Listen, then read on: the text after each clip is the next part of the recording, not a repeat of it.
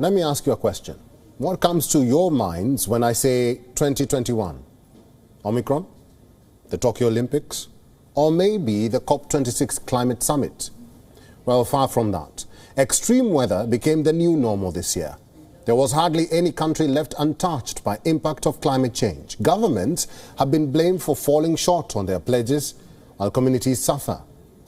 In our next report, we will take you through the major climate hazards that define 2021 and will unfortunately continue to affect us in the years to come. Glacial melt, sea level rise, wildfires, droughts. 2021 was the year when climate change hit home.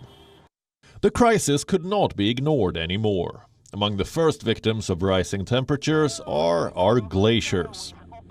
Scientists have warned that the ice shelf of the crucial Thwaites Glacier might collapse within 5 years.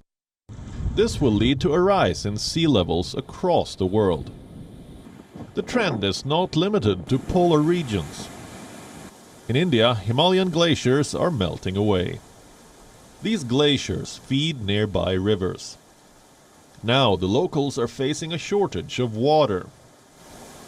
Then there's the issue of thawing permafrost.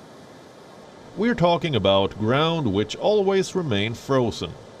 Thawing permafrost means the release of methane and carbon dioxide into the atmosphere. According to experts, the mires of western Siberia can contain up to 70 million tons of methane. When the thermokarst process intensifies, organic matter begins to decompose in these lakes, and accordingly, a lot of carbon enters the water, which is then released into the atmosphere either in the form of carbon dioxide or in the form of methane.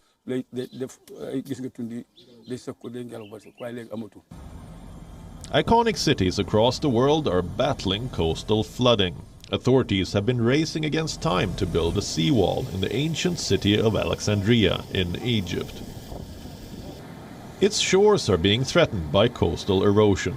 Another fabled city at risk of being submerged is Venice in Italy. Flooding has become a frequent occurrence in the city, famous for its lagoons. Noi viviamo con questa acqua alta e vedete il disagio. We live with this aqua alta, and you can see the inconvenience. The aqua alta is a phenomenon. This is increasing more and more. It blocks all of the businesses. Venice lives thanks to craftsmanship and tourism. If there is no more tourism, Venice dies. We have a great responsibility in trying to save it, but we are suffering a lot.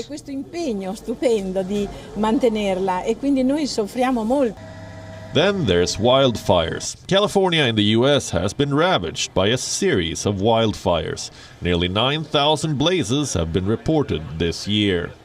Officials have blamed dry weather for fueling the fires. For the Yurok people, cultural burning has been a way of life for us. Fire is family. Fire warms our homes. It heats our food. It cooks our food.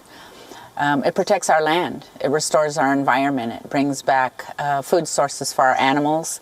It brings back plants and medicine and food that we as people use.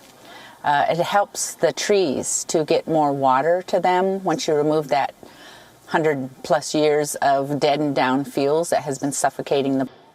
There have been disasters, but communities also took steps to mitigate the effects of climate change.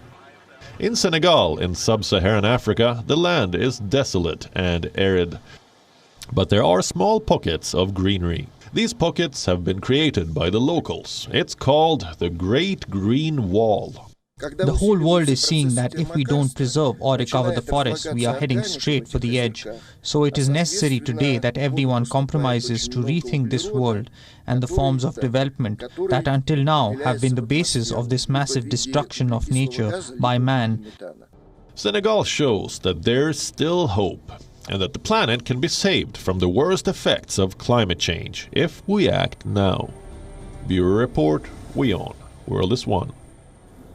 WION is now available in your country. Download the app now and get all the news on the move.